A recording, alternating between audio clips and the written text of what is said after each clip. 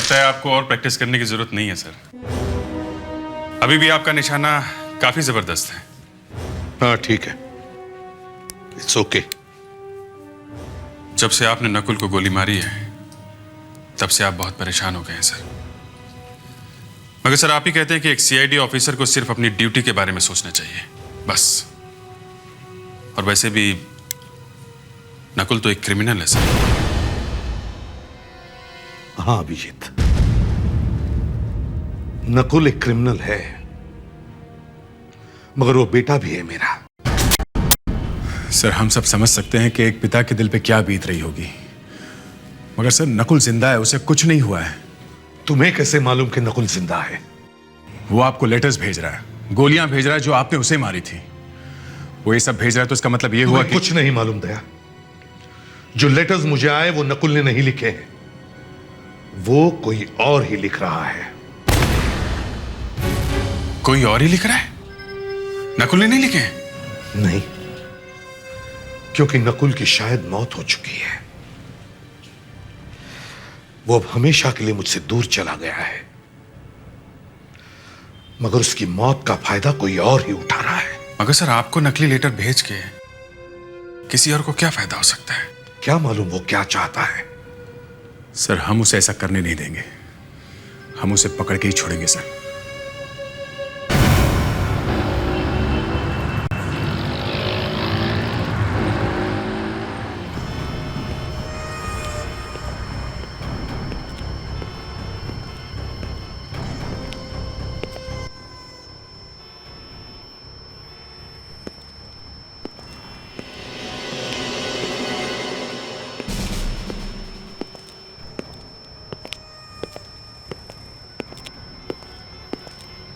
जूतों को देख के तो नहीं लगता ये औरत है।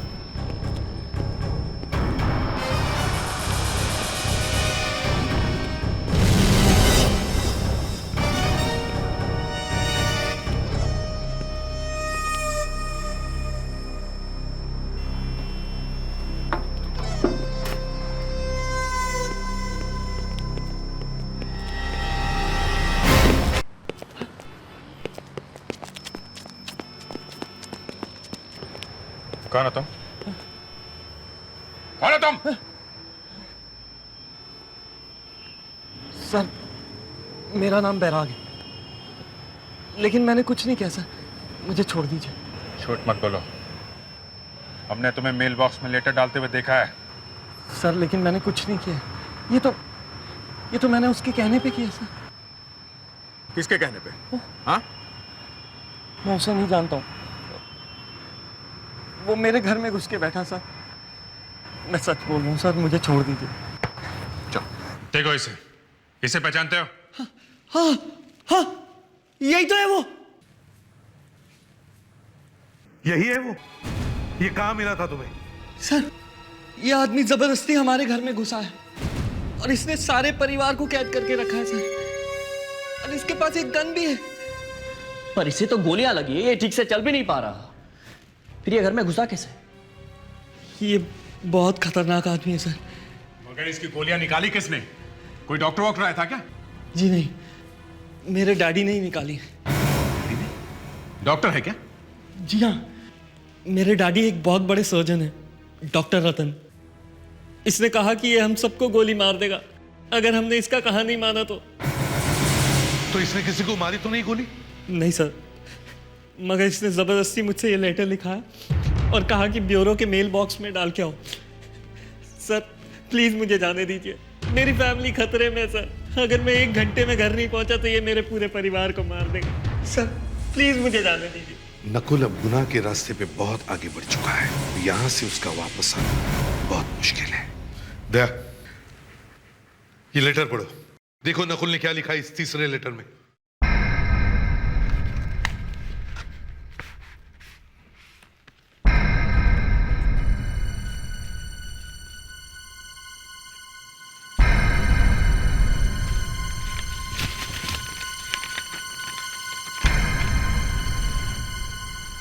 डैडी, आपने जो 3 गोलियां मुझे मारी थी उनमें से 2 तो मैं पहले आपको भेज चुका हूं। अब एक तीसरी और आखिरी बुलेट आपको भेज रहा हूं। आपको जान के बहुत दुख होगा कि मैं बच गया हूं, डॉक्टर ने मेरी तीनों गोलियां निकाल दी है।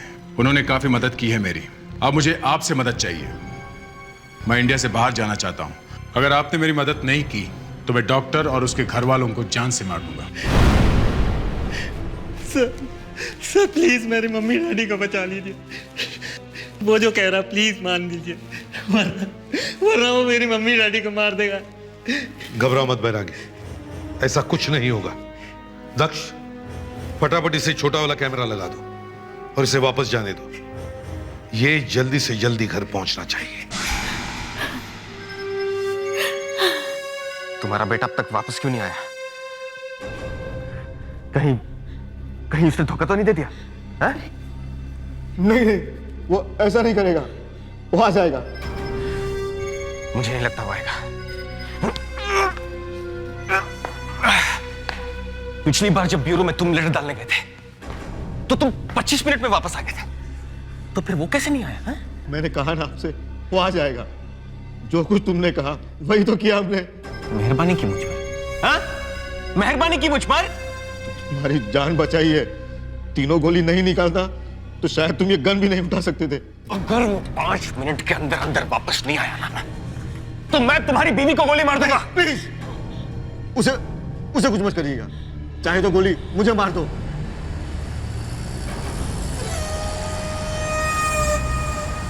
शायद बैराग आ गया है।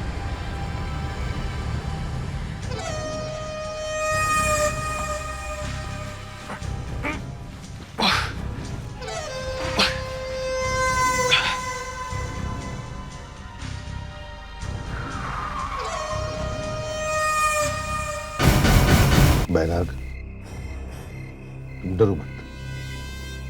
तुम्हारे घर के अंदर जो कुछ भी हो रहा है वो सब कुछ हमें यहां पता चल जाएगा। तुम्हें ये जो कैमरा लगाया गया है वो हमें सब कुछ दिखा देगा। जाओ, घबराओ मत।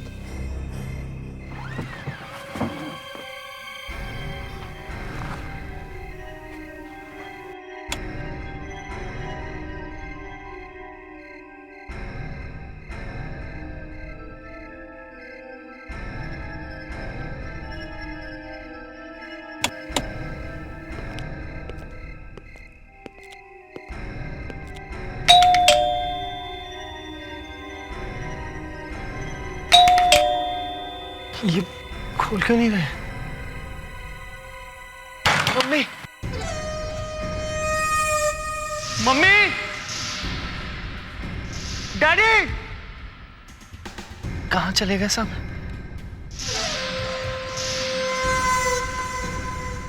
मम्मी,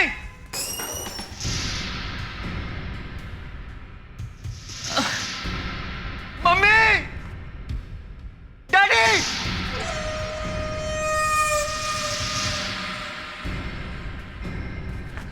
डैडी कहां चले गए सब?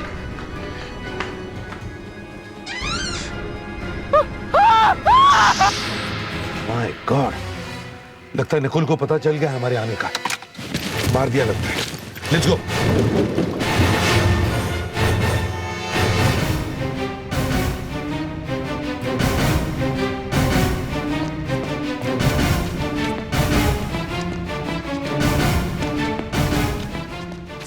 सारा घर अच्छी तरह से छान मारो। देखो नकुल कहां है। तुम लोग वहां जाओ।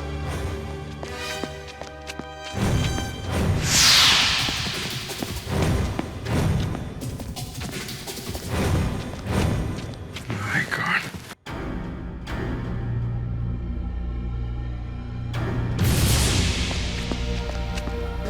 जिंदा है। नकुल भाग गया है सर। जानता हूं। ये देखो। अभी के लिए good bye dad. Sudhakar, Fredericks, sir. फौरन डॉक्टर रतन और उनकी बीवी को हॉस्पिटल ले जाओ। Yes sir. हेलो, हाँ सीनियर इंस्पेक्टर अभिजीत बोल रहा हूं। क्या? कहां पे? जू में? हाँ ओके ठीक है, हम लोग आ जाएंगे। सर, एक लड़की का खून हो गया है जू के एक बंगलों में। हमें जाना होगा सर। ठीक है, थोड़ी देर के लिए हमें नकुल को भूल जाना होगा। पता नहीं आगे क्या करेगा। ये सब हुआ कैसे? हाँ? सर, मेरे पापा मम्मी लोनावला गए हैं। मैं घर पे अकेला था, इसलिए मैंने मेरे सारे दोस्तों को यहाँ बुला लिया था। सर, हमें नहीं पता था कि राहुल के घर आके हम सब लोग मुसीबत में फंस जाएंगे। मैंने पूछा उस लड़की का खून हुआ कैसे? क्या हुआ था यहाँ पर? सर, 11 बजे तक सब कुछ ठीक ठाक था। फिर हम लोग बोर होने लगे थे, तो हमने सोचा कोई गेम खेली जाए। गेम? इतनी रात को कौन सा गेम खेल रहे थे तुम लोग? Sir, who done it? Who done it? ये कैसा गेम है? सर, इस गेम में हर एक के नाम की एक चिट डालते हैं। एक चिट पर मरने वाले का नाम लिखा होता है और एक चिट पर खूनी का। और सर, जिस किसी को पुलिस की चिट मिलती है वो खूनी को ढूंढते हैं। और सर, फिर हम सब अलग अलग छुप गए थे सर।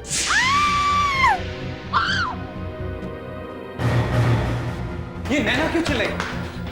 उसका नाम था क्या मरने के लिए? नहीं। तो फिर वो क्यों चिल्ला रही है? जरूर कुछ गड़बड़ है। अपने घर के सारे खिड़की और दरवाजे बंद कर दिए और आपको फोन कर दिया सर। ये काम तुम में से किसी ने किया है। तुम में से कोई नैना का खून करना चाहता था। जैसे ही गेम शुरू हुआ, तुम में से किसी ने इस गेम का फायदा उठा के उसका खून कर दिया। सर, ये गेम खेलने के लिए क्षितिज ने हमें कहा था। एक बात बताओ, इतना खतरनाक गेम खेलने की बात तुम्हारे दिमाग में आई कैसे? कोई और गेम नहीं मिला तुम्हें खेलने के लिए? सर, ये सब बोर हो रहे थे, इसके लिए मैंने गेम खेलने के लिए कहा। लेकिन सब ये सब लोग तैयार हो गए थे गेम खेलने के लिए सर। मगर नैना ये गेम खेलने के लिए तैयार नहीं थी और उसी की मौत हो गई।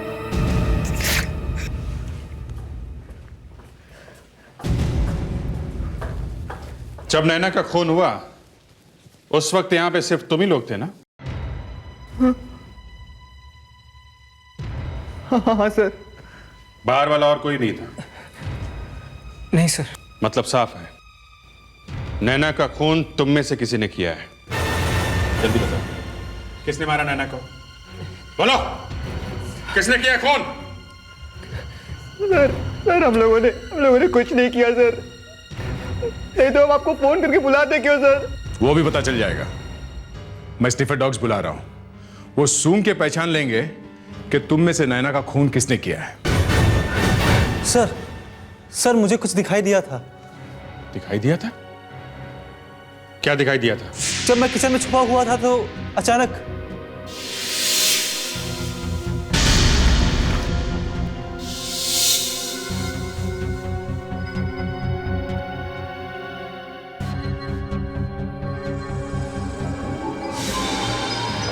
सर, उस आदमी ने जो घड़ी पहन रखी थी वो अंधेरे में भी चमकती थी। अंधेरे में भी चमक रही थी, इसका मतलब है कि घड़ी में रेडियम था। हाँ सर। मकरंद, तुमने इतना कुछ देखा, वो आदमी तुम्हारी आंखों के सामने से चाकू लेके गया, तुमने शोर क्यों नहीं मचाया? उसके बारे में अपने दोस्तों को बताने की कोशिश क्यों नहीं की तुमने? सर, मुझे लगा कि वो हम में से ही कोई है जो गेम में खूनी बना है और एक्टिंग करने के लिए चाकू लेकर जा रहा होगा। तुम में से किसी की घड़ी में रेडियम लगा हुआ है?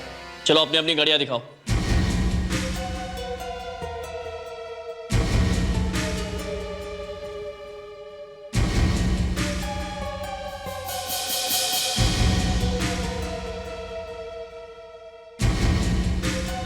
नहीं सर, इनमें से किसी की भी घड़ी में रेडियम नहीं लगा हुआ है। खूनी बहुत चालाक है, वो घड़ी उसने जरूर कहीं फेंक दी होगी। खूनी इनमें से ही कोई है और वो घड़ी भी यहीं कहीं होगी।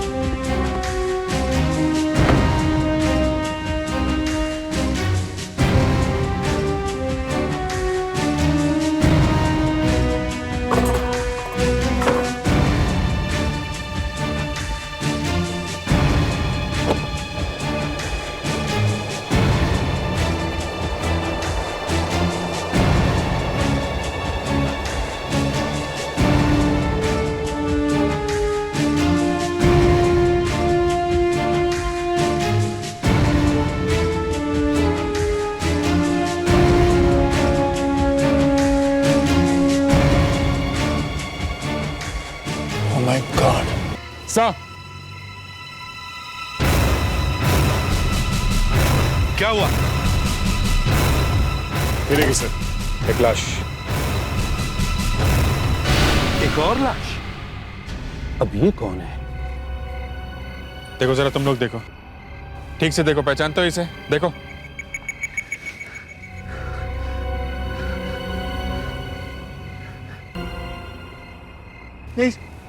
नहीं सर, हमने तो इसको कभी देखा ही नहीं सर।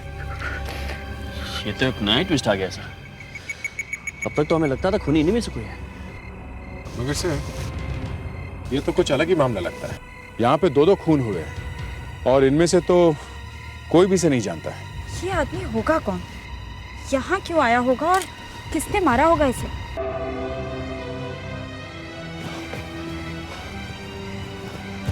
राहुल, बेटे सब क्या हो गया? पापा, आई एम रियली सॉरी। ये सब मेरी गलती है। मुझे मेरे दोस्तों को यहाँ नहीं बुलाना चाहिए था। एसीपी साहब, मैं विपिन। सर, मैं तो अपनी वाइफ को लेकर 2-4 दिनों के लिए लोनावला गया था। सर, अचानक ये सब क्या हो गया? विपिन जी, जरा इस आदमी को देखिए।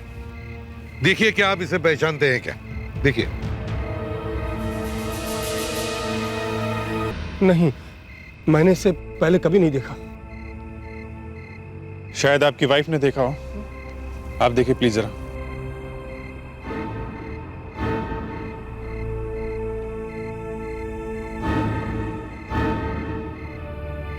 नहीं, मैंने भी नहीं देखा।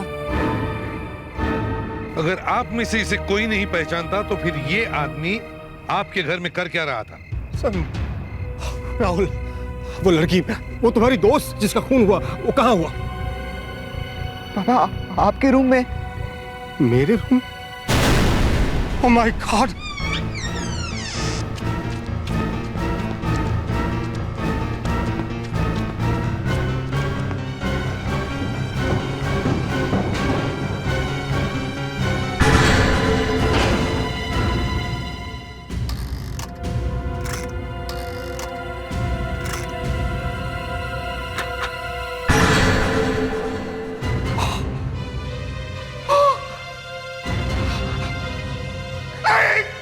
ऐसा नहीं हो सकता, ऐसा नहीं हो सकता। फाल्गुने! मेरा हीरो का बिजनेस है। मैंने कुछ ही नहीं इस तिजोरी में रखे थे, सब चोरी हो गए। चोरी हो गए? मैं लड़ गया, बर्बाद।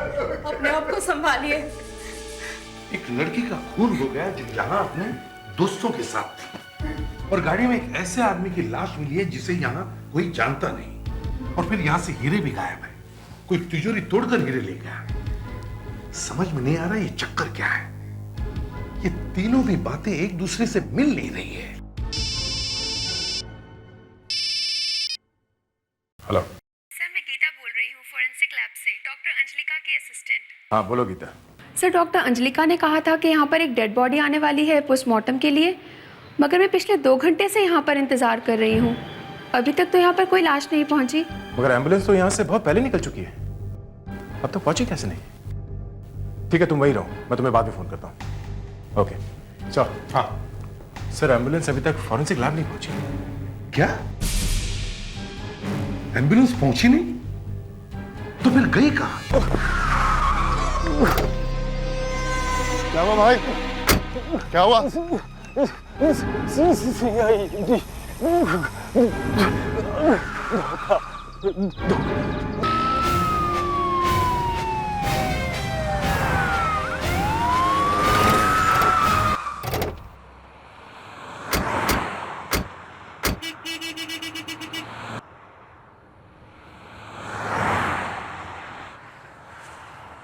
ड्राइवर ऐसा क्यों करेगा? क्योंकि वो ड्राइवर नकली था। नकली था? राहुल के घर में हमें जिस आदमी की लाश मिली थी कार में, एम्बुलेंस का असली ड्राइवर वो होगा। खूनी ने उसको मार के अपने कपड़े से, मतलब जब हम वहां थे राहुल के घर में, तो वो खूनी वहीं पे था। मौके की तलाश में था, और जैसे ही उसे मौका मिला उसने एम्बुलेंस के ड्राइवर को मारा, उसकी जगह ली और एम्बुलेंस लेके भाग गया। पर नैना को क्यों मारा होगा उसने? शायद वो चोर तिजोरी तोड़ के हीरे निकाल रहा होगा, तब नैना वहां आ गई। अपने आप को बचाने के लिए उसने नैना का खून कर दिया। बस खून के कपड़े हैं हमारे पास, शायद उन कपड़ों से कुछ पता चल जाए। ये क्या है? इलास्टिक? ये आदमी जेब में इलास्टिक लेकर क्यों घूम रहा था? सर बड़ी अजीब सी इलास्टिक है। इलास्टिक इस आदमी के जेब में आई कहां से होगी? मैंने डॉक्टर विनीता को बुलाया है। वो इन कपड़ों को देखकर शायद उस आदमी के बारे में हमें कुछ बता सकेगी। डॉक्टर विनीता? हाँ। ये कौन है सर? डॉक्टर विनीता एक साइकोलॉजिस्ट है, प्रोफाइलर है। गुड आफ्टरनून एसीपी साहब। गुड आफ्टरनून डॉक्टर विनीता, आइए, हम आप ही का इंतजार कर रहे थे। डॉक्टर, ये खूनी के कपड़े हैं। क्या इन कपड़ों को देखकर आप हमें इस खूनी के बारे में कुछ बता सकती हैं? जरूर।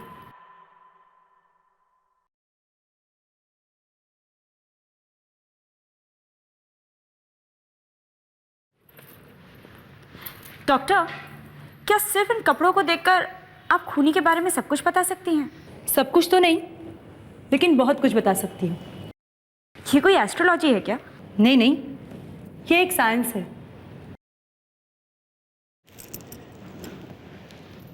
सर, मुझे लगता है ये कोई बड़ा अपराधी नहीं है, छोटे मोटे काम करने वाला ही कोई आदमी है। इसके पास ज़्यादा पैसे नहीं रहते होंगे, मगर ये अमीर बनने के सपने हमेशा देखता है, और जब भी इसके पास पैसे आते हैं ये अपने सारे पैसे फैशनेबल चीज़ों पे खर्च कर देता है। डॉक्टर विनीता, आपने इन कपड़ों को देखकर उस खूनी के बारे में इतना कुछ बता दिया? इन कपड़ों को गौर से देखिए। ये शर्ट और ये पैंट पुरानी है, और इन जूतों को देखिए, पहन पहन के घिस चुके हैं। मगर ये जैकेट बिल्कुल नहीं है आज के फैशन की, किसी बड़ी कंपनी की कीमती जैकेट है ये। सर, एक छोटा मोटा काम करने वाला आदमी इतनी कीमती जैकेट खरीदेगा कैसे, और उसके पास इतने पैसे आए कहां से? शायद किसी ने इसे पैसे दिए होंगे सर, ये खून करवाने के लिए। सर, इस आदमी ने तिजोरी बहुत सफाई से तोड़ी है सर। ये आदमी तिजोरी तोड़ने में एक एक्सपर्ट है। मगर सर, तिजोरी तोड़ने वाले तो बहुत से अपराधी हैं, इसके बारे में पता कैसे लगाएंगे हम? ये कपड़े जो खूनी ने ड्राइवर को पहनाए थे वो ड्राइवर के नाप से 3 इंच बड़े हैं। मरने वाले की हाइट 5 फुट 6 इंच है और उसका वजन 58 किलो, और इसलिए इस खूनी की हाइट 5 फुट 9 इंच या 10 इंच होनी चाहिए, और उसके हाइट के हिसाब से उसका वजन 70 से 75 किलो तक होना चाहिए। दक्ष, जरा वो इलास्टिक दिखाना। या सर, जब कोई एरोप्लेन में यात्रा करता है तो सामान पे टैग लगाना पड़ता है सर। ये इलास्टिक शायद उस टैग का है। हाँ, ये इलास्टिक तो बिल्कुल ऐसी लग रही है। सर, ये छोटा मोटा काम करने वाला आदमी ये फ्लाइट से कैसे आया होगा? हो सकता है कि आया हो, मैंने आप लोगों को पहले ही बताया, इसके पास जब भी पैसा आता है ये दिल खोल के उड़ाता है। अगर इस तरह का आदमी प्लेन से आया होगा तो एयरपोर्ट पर किसी न किसी का तो ध्यान गया होगा उसके ऊपर। दया सर, एयरपोर्ट जाकर अच्छी तरह से पूछताछ करो। All passengers traveling to Delhi via flight 204 kindly proceed for security check. सभी काउंटर में जाके पूछताछ करो, शायद किसी ने कोई अजीब आदमी देखा हो। All passengers traveling to Chennai via flight 203 proceed for Excuse me, officer. We are from CID. CID? Yes. What can I do for you? पिछले 2 दिनों में आपके यहाँ कोई ऐसा पैसेंजर आया जिसकी वजह से आपको कोई परेशानी हुई हो, या वो दिखने में कुछ अलग सा दिख रहा हो? यहाँ तो हर फ्लाइट से 2-4 ऐसे लोग आते ही हैं जो दिखने में कुछ अलग से होते हैं। हमारा मतलब है कि कोई ऐसा पैसेंजर जिसे देखने में आपको लगे कि ये कभी प्लेन में बैठा ही नहीं हो, जिसका चेहरा देख के लगे कि ये आदमी यहाँ एयरपोर्ट में क्या कर रहा है। सर, ये कह पाना बहुत ही मुश्किल है। Thank you very much. Last and final call for all passengers traveling to Delhi via flight 204. Please proceed for boarding. We are ready for departure. Sir, इन्होंने एक बहुत अजीब सी बात बताई है। सर, कल एक अजीब बात हुई है जो पहले कभी एयरपोर्ट पे नहीं हुई। क्या हुआ है? सर, कल काफी लोगों की जेबें कट गई। एयरपोर्ट पे जेब कटती? एयरपोर्ट पे लोगों की जेब कटते हुए पहले कभी नहीं सुना है। सर, 7-7 लोगों की जेबें कटी है। सिर्फ 2 घंटे के अंदर। 2 घंटे के अंदर? क्या आप ये बता सकते हैं हमें कि इन 2 घंटों में कौन कौन सी फ्लाइट यहाँ आई थी? बस सर, दिल्ली से एक फ्लाइट आई थी, उसके बाद 2 घंटे तक कोई फ्लाइट नहीं आई। अब उसी बीच में ये सब हुआ। कहीं ऐसा तो नहीं कि इस चेप कतरे का संबंध उस दिल्ली वाली फ्लाइट से? उस फ्लाइट से आने वाले सभी पैसेंजर्स की लिस्ट दे सकते हैं आप हमें? यस सर, आइए प्लीज। राजेश, रश्मि, अमोल, मकरंद, अमोल, आनंद, सचिन, रेणुका, रुपेश, टंटेरा। एक मिनट, जरा ये लिस्ट फिर से पढ़ो। Yes sir. सचिन, रेणुका, रुपेश, टंटेरा। टंटेरा, टंटेरा, ये नाम कहीं सुना हुआ लगता है, मगर कहाँ? टंटेरा। सर, ये टंटेरा कहीं वो केके तो नहीं है?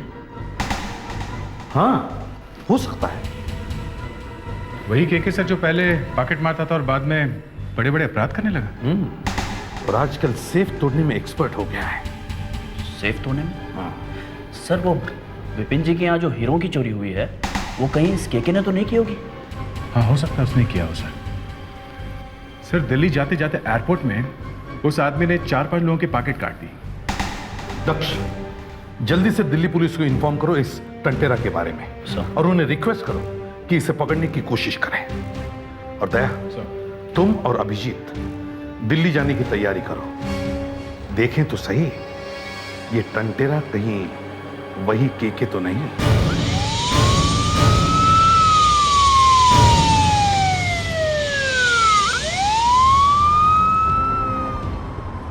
ऐसे लोगों पे तो हम हमेशा निगरानी रखते हैं सर। इंस्पेक्टर साहब, ये टंटेरा आदमी कैसा है? ये बहुत बड़ा अपराधी नहीं है सर। हाँ, छोटे मोटे काम करने वाला आदमी है ये। ज्यादा पैसे नहीं रखता ये, लेकिन जब भी इसके पास पैसे होते हैं ना सर, बहुत खर्चा करता है ये। आजकल कर क्या रहा है ये टंटेरा? कई दिनों से चुपचाप बैठा है सर, कोई रिपोर्ट नहीं है इसके खिलाफ। कौन है? एक मिनट। हाँ? CID Mumbai. CID Mumbai? Sparkle jewellers के मालिक के घर में एक बहुत बड़ी चोरी हो गई है। कई करोड़ों के हीरे गायब हो गए हैं। साहब, मुझे उन हीरो के बारे में कुछ नहीं मालूम। मैंने उनके बारे में सुना भी नहीं है। 2 दिन पहले तुम मुंबई में क्या कर रहे थे? 2 दिन पहले? हाँ साहब, मैं मुंबई घूमने गया था। अच्छा, कहाँ ठहरे थे तुम? होटल सिटी इन में साहब। Hotel city? ओके। अच्छा, तो मुंबई गए कैसे थे? प्लेन से गए थे ना? हाँ हाँ साहब। गुड। और टिकट कैसे खरीदा था तुमने? कैश दे करके। कहाँ से खरीदा था? दिल्ली एयरपोर्ट से। दिल्ली एयरपोर्ट से टिकट खरीदा था या ये टिकट मुंबई से किसी ने भेजा था तुम्हें? हाँ, क्या बात कर रहे हैं साहब आप? जल्दी बताओ, किसने भेजा था वो टिकट तुम्हें? हैं? साहब, मैं उस आदमी को नहीं जानता। हमारे पास टाइम नहीं है, पहले भी कह दिया हूँ। झूठ नहीं बोलना, समझे? किसी ने तुम्हें वो टिकट भेजा था ना? हाँ साहब। किसने? साहब, मैं उस आदमी को नहीं जानता। उसने मुझे फोन किया था, कहा कुछ काम है, तुम मुंबई आ जाओ। क्या काम? ये स्पार्कल ज्वेलर्स है ना सर, उसके यहाँ चोरी करनी थी। और वो आदमी कौन था अभी तक तुमने बताया नहीं? साहब, उस आदमी ने अपने बारे में मुझे कुछ नहीं बताया। मैं सिर्फ 5 मिनट के लिए उससे मिला था मुंबई के उस होटल में। तो तुम उस आदमी को बिल्कुल नहीं जानते हैं? और फिर भी उसके लिए काम करने के लिए तैयार हो गया? हमारे बिजनेस में ऐसा ही होता है साहब। लड़की का खून किसने किया था? खून? नहीं साहब, मुझे कुछ नहीं मालूम। ठीक है, तुम हमारे साथ मुंबई चलो। चल के वो होटल दिखाओ जहां तुम ठहरे थे और उस आदमी से मिले थे। ठीक है, चलो। हाँ साहब, यही रुको, यही।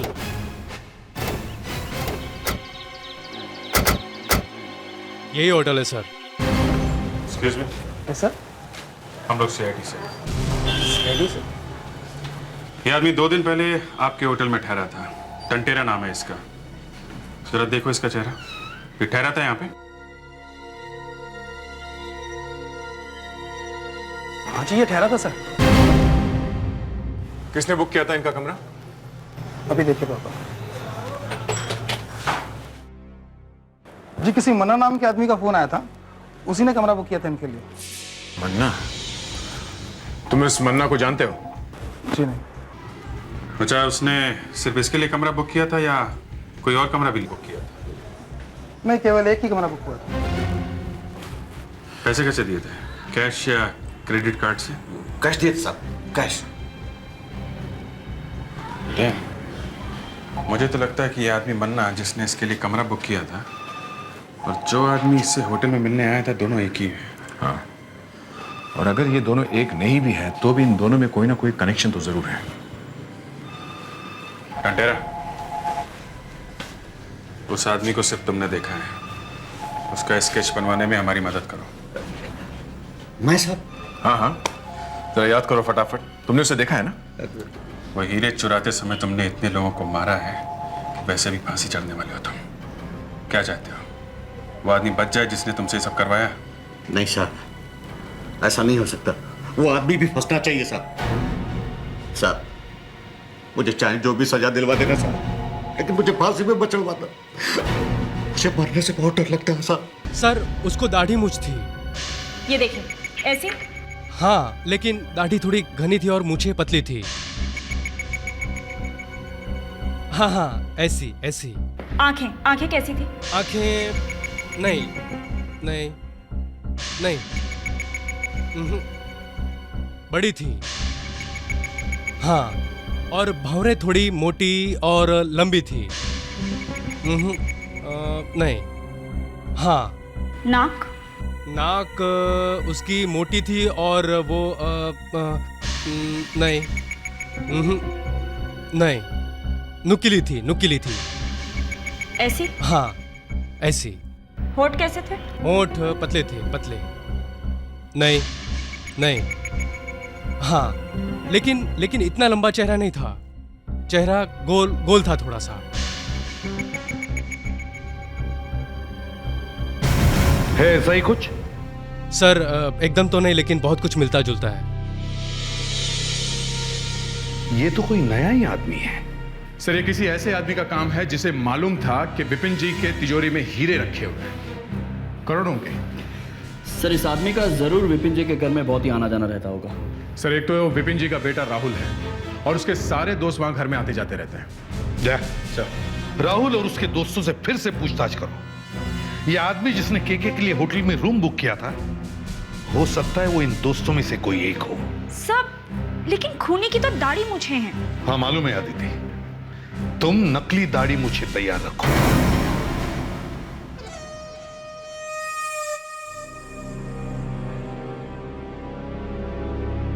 एसीपी साहब, आप हीरे तो ढूंढ नहीं सके, बस दाढ़ी और मूछें लेकर निकल पड़े हो। केके, देखो इनमें से कोई मन्ना है क्या जो तुम्हें होटल में मिला था? जी सर। ध्यान से देखो।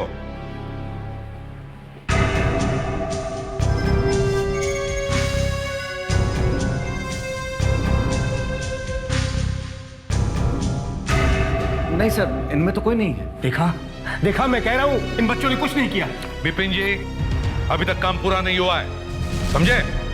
दया, इन सबको दाढ़ी मूछें लगा। ये तो हद हो गई।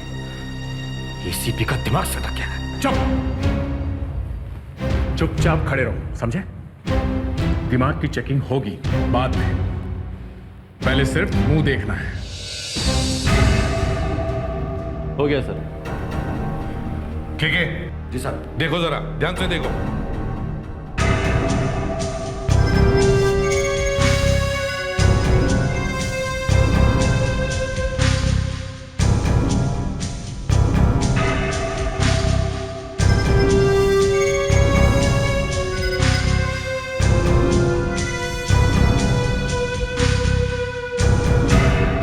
नहीं साहब, इनमें तो कोई नहीं है। आप करो दिमाग की चेकिंग, सबसे पहले एसीपी के। वाकई मेरा दिमाग घूम गया है, समझ में नहीं आ रहा है हुआ क्या है। समझ में आने के लिए मेहनत करनी पड़ती है। खूनी पेड़ पर नहीं लगते जब चाह तोड़ लिया। और बेवकूफों को समझ में नहीं आता डिटेक्शन की चिड़िया का नाम। दया सर, बिपिन जी को दाढ़ी मूछें लगाओ। ये क्या कह रहे हैं आप? हाँ। क्या करूं, रोना आता है आप लोगों की किस्मत पर। डंडा लेकर अकल के पीछे भाग रहे हैं आप लोग। आप अगर अपना मुंह बंद करेंगे तो मैं इस खूबसूरत चेहरे पे ये दाढ़ी और मूछ लगा दूं। हाँ?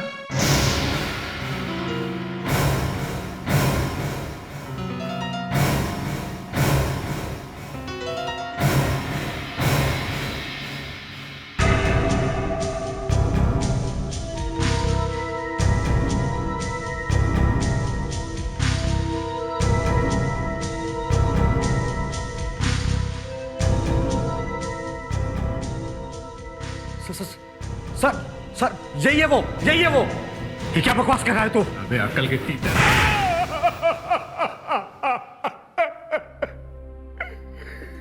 मेरा बिजनेस बर्बाद हो गया था।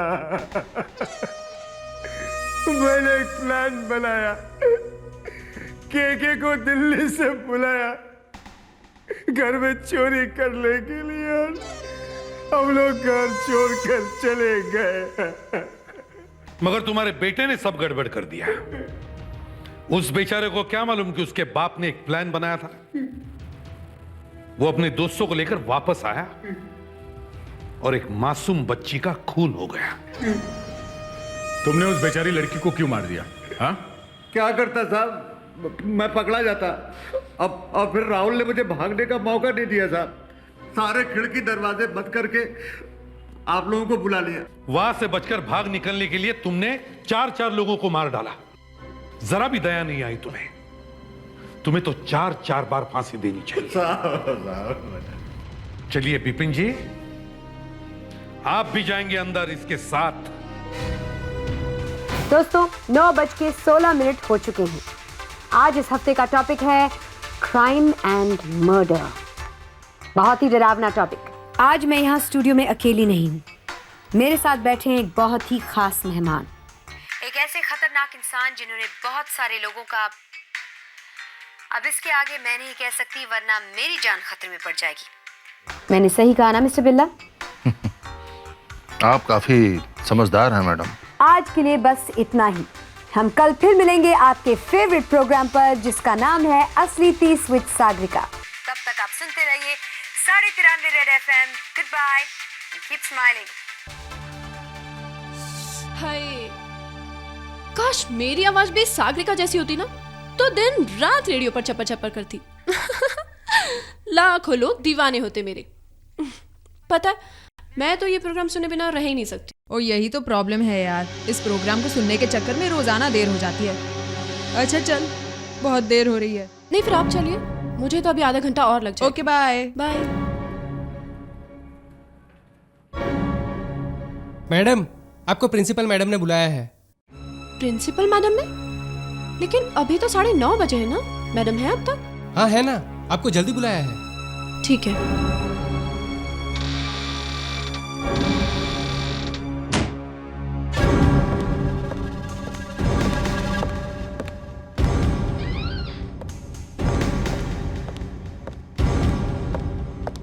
मैडम, आपने मुझे बुलाया?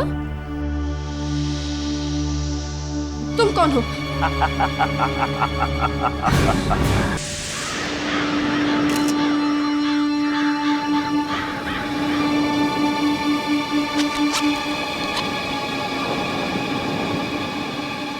से एक आई कार्ड है। इस लड़की का नाम प्रेरणा है, ग्रेड स्कूल में लाइब्रेरियन थी।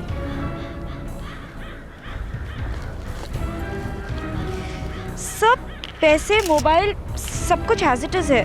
किसी ने पर्स को हाथ तक नहीं लगाया। मैं भी यही सोच रहा हूं, ये चोरी का मामला नहीं है। चाकू को बाहर निकालो और बॉडी को पलटो जरा।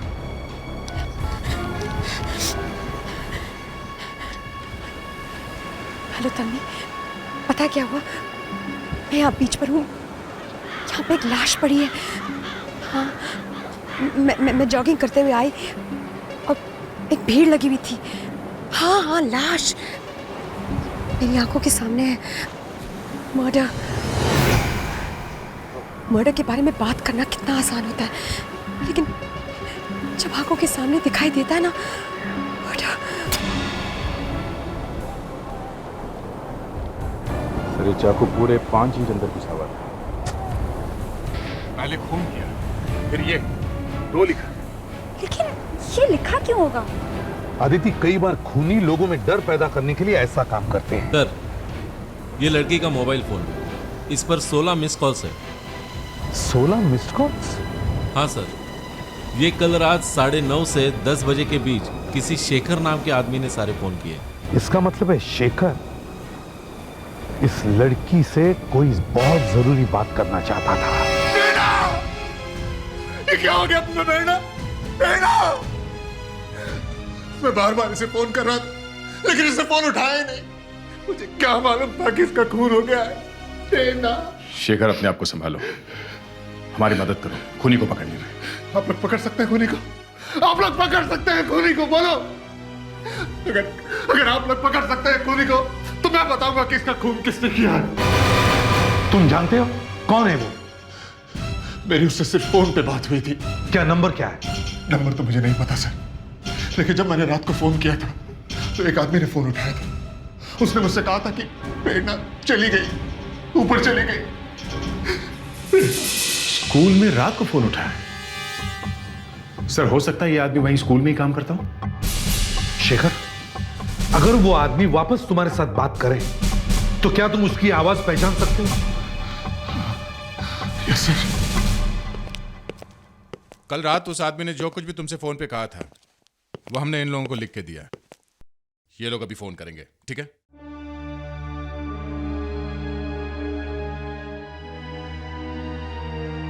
तुम्हें इस फोन से इन लोगों की आवाज सुनाई देगी। तुम्हें पहचानना है वो कौन आदमी है जिसने कल रात तुम्हें फोन किया था, ठीक है? Yes sir. बोलिए। प्लीज प्लीज बोलिए। अब तुम्हें प्रेरणा कभी नहीं मिलेगी, वो इस दुनिया से जा चुकी है। शायद ये आवाज हो सकती है। ये आवाज हो सकती? शायद। अदिति, वन मोर, देखो ध्यान से सुनो जी। तुम्हारा इस आवाज को पहचानना बहुत जरूरी है। Yes sir. फिर से बोलिए। फिर से? जी हाँ, फिर से बोलिए। जी। अब तुम्हें प्रेरणा कभी नहीं मिलेगी, वो इस दुनिया से जा चुकी है। क्या? शायद यही है।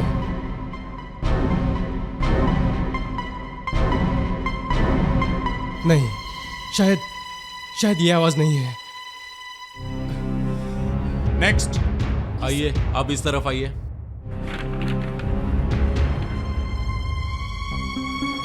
अब आप बोलिए, जो लिखा है वही बोलिएगा। अब तुम्हें प्रेरणा कभी नहीं मिलेगी, वो इस दुनिया से जा चुकी है।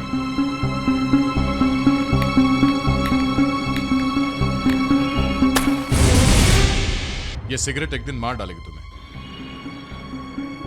नहीं, एक्चुअली सिगरेट तो मैं भी छोड़ना चाहता हूँ। वो दरअसल जब बहुत ज्यादा टेंशन होती है या बार में जाता हूँ बस। बार में? तुम बार में भी जाते हो? हाँ? बाहर नहीं सर, नहीं सर। चलो सर चलो। सर ये क्या कर रहे हैं सर आप? सर आप मुझे कहाँ लेकर जा रहे हैं? मैं आपको सर, ये आप क्या कर रहे हैं? ये आदमी हमसे कोई बात छुपा रहा है। सर लेकिन जो पूछना है यही पूछिए ना, वहाँ दूर ले जाने की क्या जरूरत है? ये सबके सामने मुंह खोलने वाला नहीं। चल दया, कहाँ ले जा रहे हो उसे? छोड़ दो उसे। सर ये आदमी अभी बता देगा सर। दया, पिछली बार जब तुमने किसी से पूछताछ की थी, पता है तुमने क्या किया था? सर मैं प्रॉमिस करता हूँ मेरे हाथों से किसी की जान नहीं जाएगी। चलो। सर मैं आपको सब कुछ सच बताता हूँ सर। उसने मुझे धमकी दी थी कि मैं अपना मुंह ना खोलूं। मैंने उसे देख लिया था। कहाँ देख लिया? बार में। बार में? प्रेरणा बार में जाती थी? वो बार डांसर थी सर।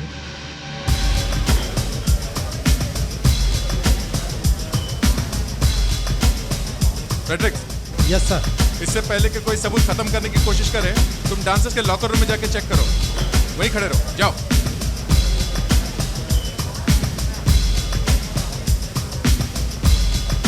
हाँ, यही प्रेरणा है। यहाँ काम करती थी, आती थी यहाँ डांस करने, मगर हमें मालूम नहीं था कि वो एक लाइब्रेरियन थी। मैनेजर साहब, डांस बार में तो कई बार झगड़ा हो जाता है, तो प्रेरणा की कभी किसी के साथ कोई बहस वगैरह तो नहीं हुई थी? कोई कस्टमर उसके पीछे पड़ गया हो? नहीं, ऐसा कभी कुछ नहीं हुआ। अच्छा, ये डांसर जो यहाँ आती है, ये अपना सामान कहाँ रखती है? आइए मैं दिखाता हूँ, आइए। हर लड़की को एक एक लॉकर दिया गया है।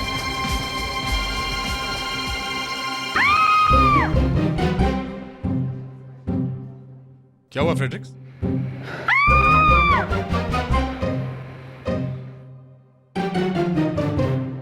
अरे कमरे में आने से पहले सोचना तो चाहिए। मैंने सॉरी बोला ना। What sorry? सर मुझे कैसे पता चलता कि कमरे में कोई है? It's okay. अंदर और कोई है? ठीक है, आइए।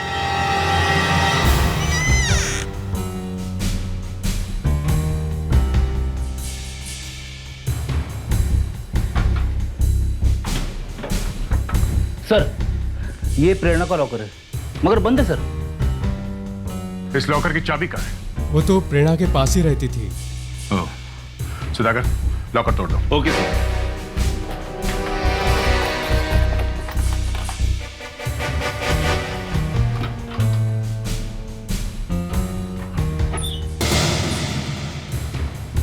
सर ज्वेलरी बॉक्स, कैनों का डिब्बा। डायमंड नेकलेस काफी महंगा लग रहा है। इस पे जो हीरे लगे हुए हैं कम से कम 30-40 हजार के होंगे। सर ये नेकलेस किसी ने गिफ्ट दिया होगा। सर रेडियो स्टेशन का लेटर है।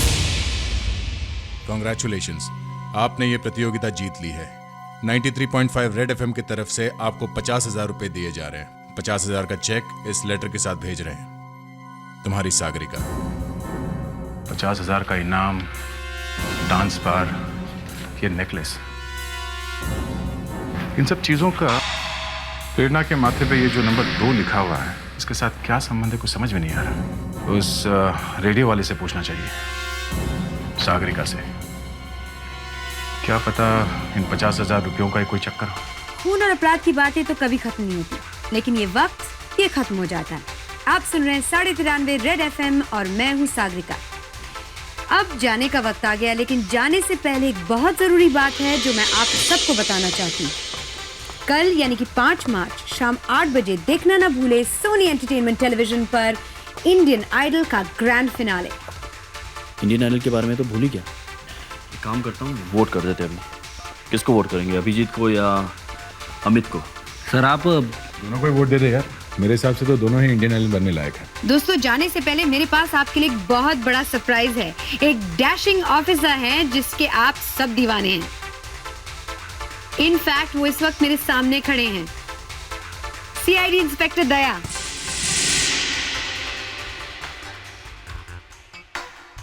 आप बैठ जाइए सर।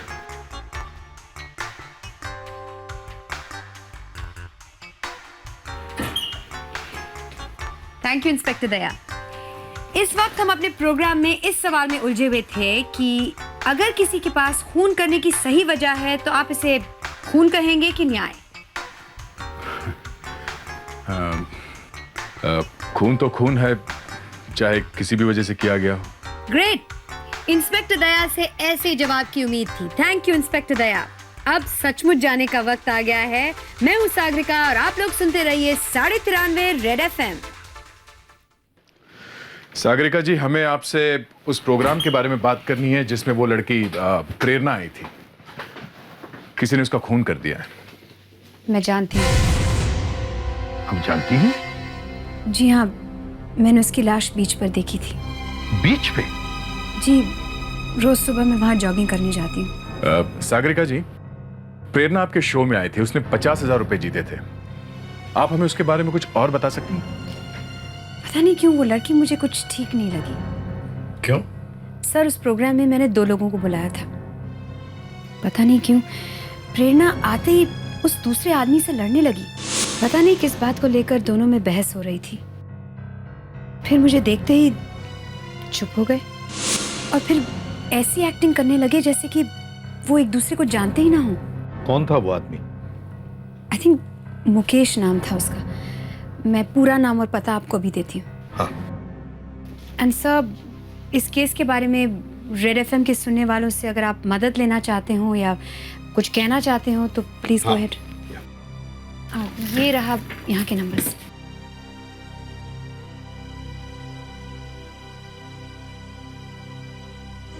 साढ़े 93 रेड एफएम के सभी सुनने वालों को एसीपी प्रद्युमन का नमस्कार। आप सब ने प्रेरणा मर्डर केस के बारे में सुना ही होगा। अगर इस केस के बारे में या खूनी के बारे में आपको कुछ पता चले तो हमें इस नंबर पर इंफॉर्म कीजिए। नंबर है 22842255। I repeat 22842255। Thank you. सब ये है मुकेश का पूरा नाम और एड्रेस। दरवाजा खोलो मुकेश।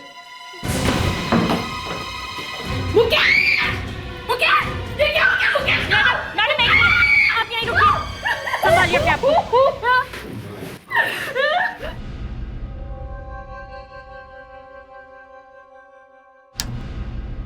ये गोली लगने का जो घाव है, ये होल बहुत ही छोटा है, पीछे स्पाइन के पास जाकर बैठी है।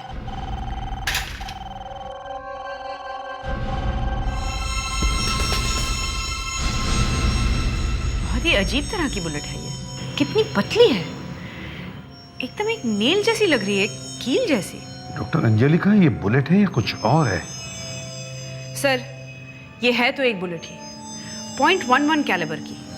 .11 कैलिबर की बुलेट? डॉक्टर अंजलिका, मुझे कुछ थोड़ा थोड़ा सा याद आ रहा है। पहले भी किसी केस में इस तरह की .11 कैलिबर की बुलेट मिली थी। हाँ, मुझे भी कुछ थोड़ा थोड़ा याद आ रहा है। किस केस में देखी थी ये? सर, मैं इसे अपने कंप्यूटर में मैच करके देखती हूँ, शायद पता चल जाए वो कौन सा केस था।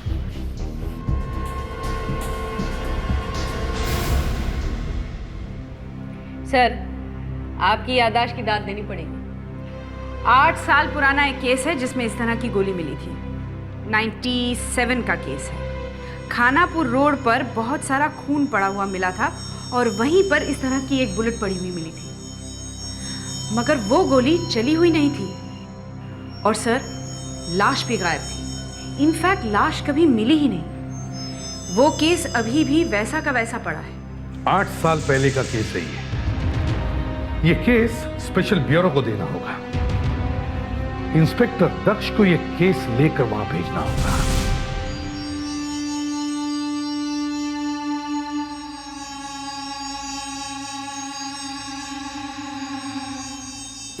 कल एक मुकेश नाम के आदमी का खून हुआ है। जिस गोली से उसका खून हुआ है वो बड़ी अजीब गोली है। वो एक बहुत ही छोटी सी गोली है, 0.11 मिलीमीटर की। जब हमने रिकॉर्ड्स चेक किए तो पता चला कि 1997 में भी एक खून हुआ था। वहां जमीन पर पड़े खून में से एक ऐसी ही बुलेट मिली थी। आज तक इस तरह की गोली से और कोई खून नहीं हुआ है। इन दोनों केसेस का आपस में कुछ कनेक्शन है। मैं कमेंट सर। सर, जैसा आपने ऑर्डर दिया था, Jasmine Prakash reporting on special bureau duty sir. Come in jasmine.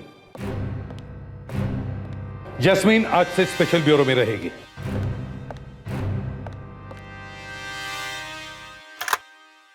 ये इस चेहरे पर नंबर 3 क्यों लिखा हुआ है? यही तो हमें ढूंढना है कि ये हो क्या रहा है। कौन है ये खूनी जो खून करने के बाद फोरहेड पर नंबर लिखता है? 2 मिला है, 3 मिला है। कहीं ऐसा ना हो कि एक और लाश मिले और उसके सिर पर नंबर लिखा हो 4। तुम्हें इस खाली चेहरे में चेहरा भरना होगा। इस खाली चेहरे में खूनी का चेहरा लगाकर दो मुझे आजाद शत्रु। तुम सबको इस खूनी को ढूंढना होगा।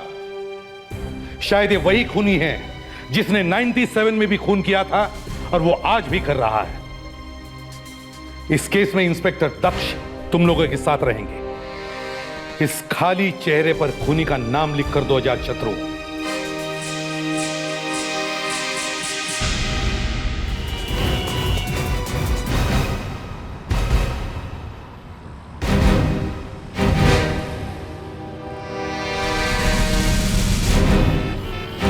ये सब क्या हो रहा है?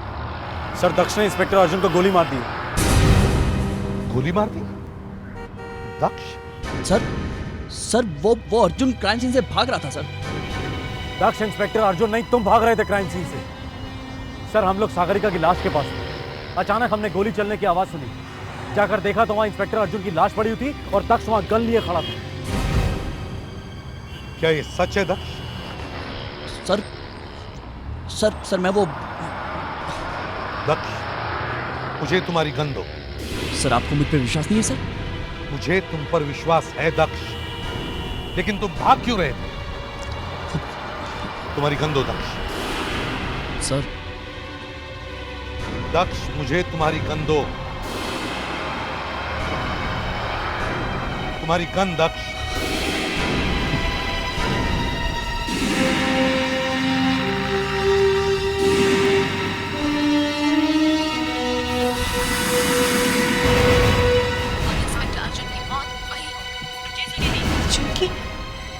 मौत हो गई।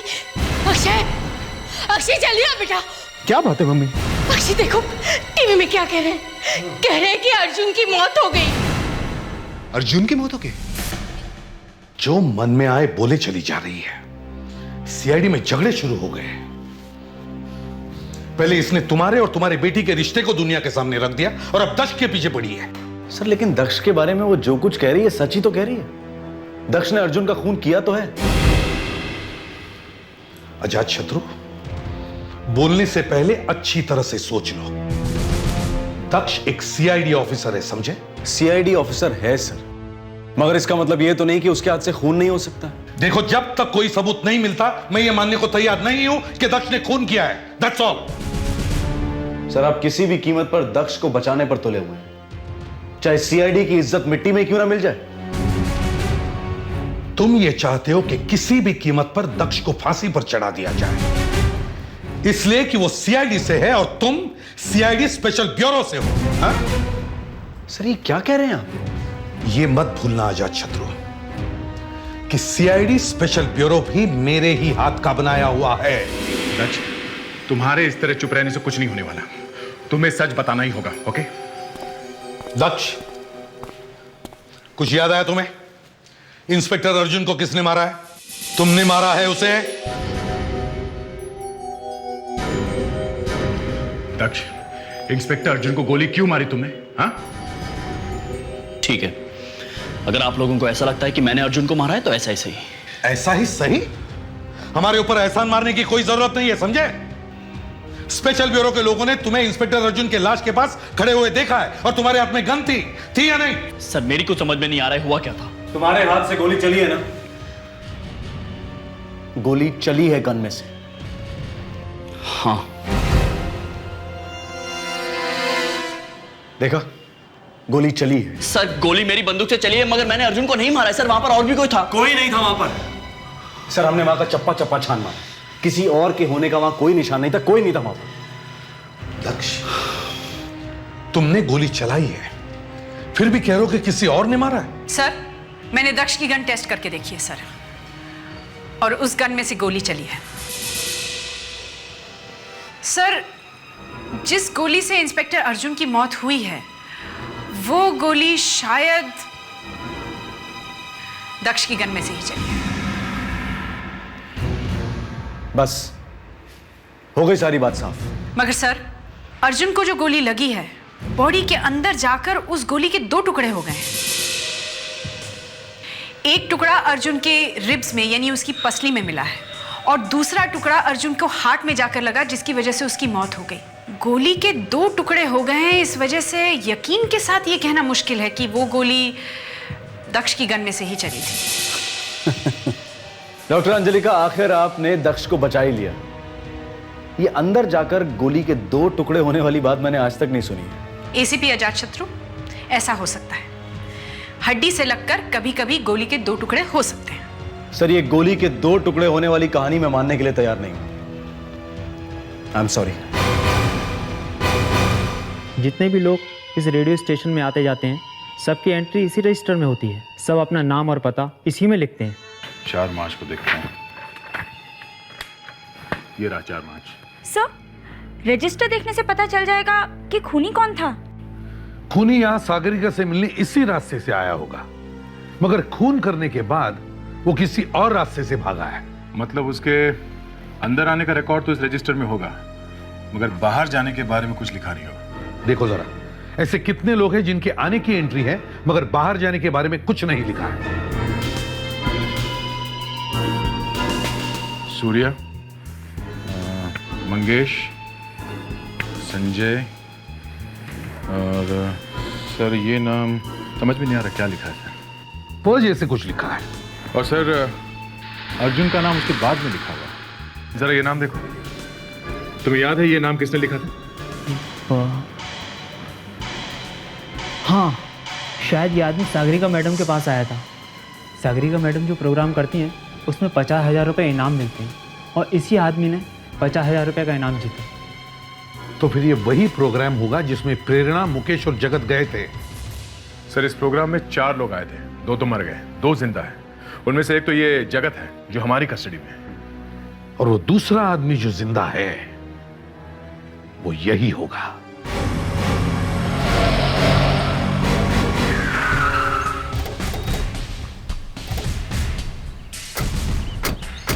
सर वो चौथा गवाह प्रतीक यही रहता है।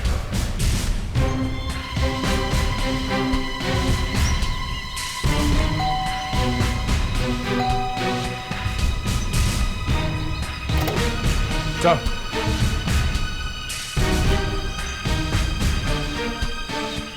अब ये कौन है भाई? कहीं ये प्रतीक तो नहीं?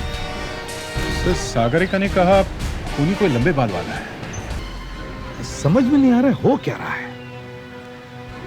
सागरिका बदला लेने के लिए सभी गवाहों को एक एक करके मार रही थी, मगर सागरिका तो खुद मर चुकी है और फिर भी और एक गवाह का खून हो गया है। किसने मारा होगा इसे? और जो ये खून कर रहा था वो खुद मर चुकी है, और जिसने सागरिका का खून किया अब वो भी मर चुका है। पर आप ये कैसे कह सकती हैं कि इसने ही सागरिका को मारा है? जो गोली सागरिका के शरीर में से मिली है वो गोली इसी गन में से चली, और इस आदमी के हाथ पर गन पाउडर का निशान है। इसका मतलब है कि वो गोली इसी आदमी ने चलाई है। फिर वही खाली चेहरा। खूनी का अभी तक पता नहीं। सागरिका के मरने के बाद मुझे लगा अब तो खूनी मर ही गया, अब कम से कम कोई और खून नहीं होगा, पर प्रतीक भी मारा गया। सर सागरिका के साथ कोई और भी मिला हुआ होगा, वो अकेली नहीं कर रही थी ये खून। 6 लोग मारे गए दया, 6 लोग। सर एक आदमी अभी बचा हुआ है, एक गवाह अभी बाकी है, जगत। हाँ, जगत। इससे पहले कि कोई जगत का खून कर दे, मैं इस खूनी को पकड़ के ही छोड़ूंगा। डॉक्टर साहब कुछ तो कीजिए, इनकी हालत बिगड़ती जा रही है। वो मुझे मार डालेगा, वो मुझे मार डालेगा। और फिर सीआईडी की टीम कुछ नहीं कर पाई। अब सिर्फ एक ही गवाह बच गया है जो इस वक्त सिटी हॉस्पिटल में है, और उसकी हालत बहुत ही खराब है। वैसे सीआईडी की टीम ने हॉस्पिटल की सिक्योरिटी बढ़ा दी है, उनके ऑफिसर्स हॉस्पिटल के चप्पे चप्पे में फैले हुए हैं।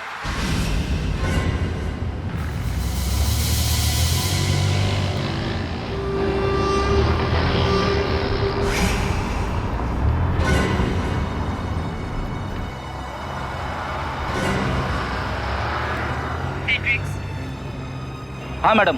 तो वैसा करो, सुधाकर के पास जाओ, देखो वहाँ कोई प्रॉब्लम तो नहीं है, उसका वॉकी टॉकी शायद काम नहीं कर रहा। मैडम यहाँ मैं अकेला हूँ। फेड्रिक्स तुम सुधाकर को देखकर फौरन वापस आ जाना, ओके? ठीक है मैडम।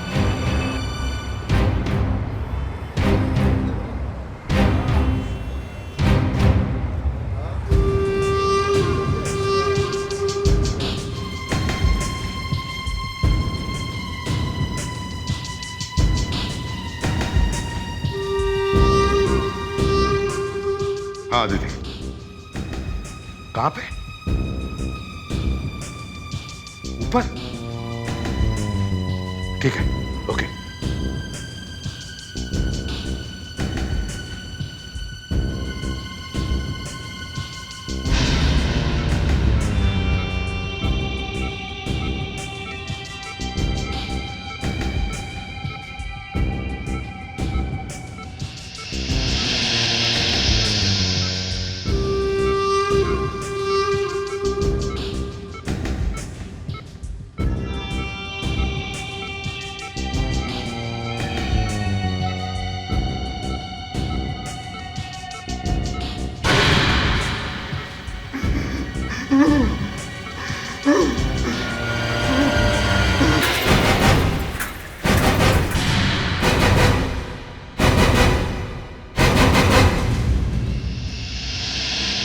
एसीपी साहब, इस बुलेट प्रूफ जैकेट ने मुझे बचा दिया, नहीं तो मेरा तो टिकट ही कट गया था ऊपर का। हमें पता था कि ये आने वाला है तुम्हें मारने के लिए। क्यों दिलावर, क्यों मारता जा रहा था लोगों को? हाँ? क्यों मारा तुमने इंस्पेक्टर अर्जुन को? नहीं साहब, मैंने अर्जुन साहब को नहीं मारा। एक तो पहले उसे मार दिया, अब उसे साहब बोल रहा है। हाँ? मेरे लिए तो साहब ही थे साहब, पैसा देते थे मुझको, मैं उनका खबरी था साहब। तुम अर्जुन के इन्फॉर्मर थे? जी। तो अर्जुन तुम्हें जानता था? जी साहब। तो उसे यह भी मालूम था कि ये सारे खून तुम और सागरिका मिलकर कर रहे हो? नहीं साहब, उनको नहीं मालूम था। और सर, और क्या? बोलो। सागरिका और अर्जुन आपस में दोस्त थे, सागरिका उनकी गर्लफ्रेंड थी सर। क्या? जिस लड़की ने 4 खून करवाए हैं वो एक सीआईडी ऑफिसर की दोस्त थी? ये एक बहुत ही रेयर केस था जिसमें अर्जुन नाम के एक पुलिस ऑफिसर की दोस्त ही खून कर रही थी। सागरिका नाम की ये लड़की रेडियो एफएम पे रेडियो जॉकी थी। इसने 4 लोगों को एक एक करके मारा था। इन चारों लोगों ने कोर्ट में गवाही दी थी, जिससे सागरिका के पिता को फांसी की सजा हो गई थी। चौंका देने वाली बात यह थी कि इंस्पेक्टर अर्जुन 8 साल तक खूनी को ढूंढता रहा, और जब उसे पता चला कि उसकी दोस्त सागरिका ही खूनी है, तब तक बहुत देर हो चुकी थी। सागरिका का किसी ने खून कर दिया था। हम जैसे रेडियो स्टेशन पहुंचे साहब, जहां सागरिका काम करती थी, देखा किसी ने सागरिका को गोली मार दी। मैं तो डर के मारे वहां से भाग गया। तो तुम वहां से भाग गए थे? हाँ? और जब इंस्पेक्टर अर्जुन को गोली लगी तब तुम कहां थे? मैं तो वहां से भाग गया था साहब। वहां पे क्या हुआ मुझे कुछ नहीं पता साहब। तो इसका मतलब है जब इंस्पेक्टर अर्जुन का खून हुआ तब दक्ष वहां पे अकेला था। गोली दक्ष ने चलाई है। दक्ष, तुम्हें आखिरी मौका दिया जाता है, अब सच सच बताओ, क्या हुआ था वहां पर? नहीं तो एक सीआईडी ऑफिसर के खून के जुर्म में तुम्हें सजा दी जाएगी। सर, वहां पे एक और आदमी था। हमें वहां पर कोई आदमी दिखाई नहीं दिया दक्ष। और तुमने गोली चलाई थी ना? हाँ सर। क्यों मारी तुमने अर्जुन को गोली? क्या दुश्मनी थी तुम्हारी उससे? मेरी कोई दुश्मनी नहीं थी अर्जुन से। फिर भी गोली मारी? सर मैंने उसे गोली उसे बचाने के लिए मारी थी। उसे बचाने के लिए? Yes sir. सर, वहां पर अर्जुन का किसी आदमी के साथ झगड़ा हो रहा था सर। उसके पास एक गन थी और सर वो अर्जुन को गोली मारने वाला था सर। अपने बचने का रास्ता तुमने ढूंढ लिया। कहानी अच्छी है। ये कहानी नहीं है सर। तो फिर कहां गया वो आदमी? सर वो भाग गया सर। अर्जुन को जैसे ही गोली लगी वो वहां से भाग गया था। तो उस वक्त तुमने फायर क्यों नहीं किया, गोली क्यों नहीं चलाई? सर, हाँ? क्योंकि मैं डर गया था सर। मैंने देखा कि अर्जुन की पीठ पर वो खून का धब्बा बड़ा होता जा रहा है। वो नीचे जमीन पर गिरने वाला था सर। फिर सर वो अचानक नीचे गिर गया जमीन पर। मैं आज तक नहीं भूला सर उसका वो बेजान चेहरा, उसकी वो लाश। सर, मैं सीआईडी छोड़ दूंगा सर। जब तक उस गोली का फैसला नहीं हो जाता जो तुमने चलाई थी तब तक। सर, मैंने कोई गोली नहीं चलाई है सर। फिर वही बात? हाँ सर, फिर वही बात। सर, वो गोली किसी और ने चलाई थी सर। अच्छा शत्रु, ये सब इसी तरह चलता रहेगा, कुछ होने वाला नहीं है। कभी ये कह रहा है कि इसने गोली चलाई है, कभी कह रहा है नहीं चलाई है। सर, मैंने सोच लिया, ये केस मैं special investigation officer inspector Akshay को दे रहा हूं। वो आज से सीआईडी स्पेशल ब्यूरो ज्वाइन कर रहा है। Inspector Akshay,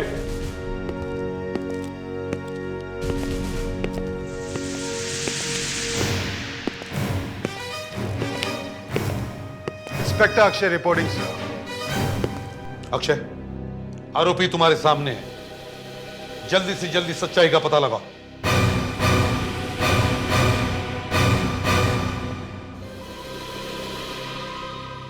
yes sir.